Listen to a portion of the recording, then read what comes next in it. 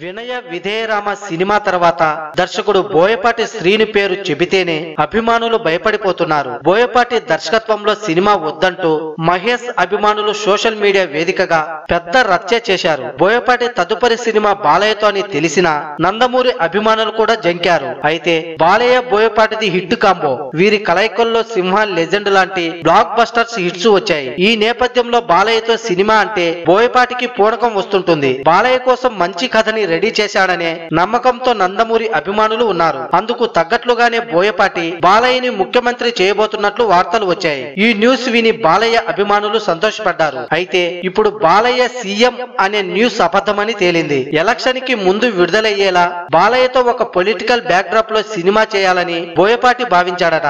ఆ కథలో బాలయ్య సీఎం పాత్రలో కనిపిస్తారట. అయితే ఇప్పుడు ఈ కథని తెరకెక్కించడం లేదట.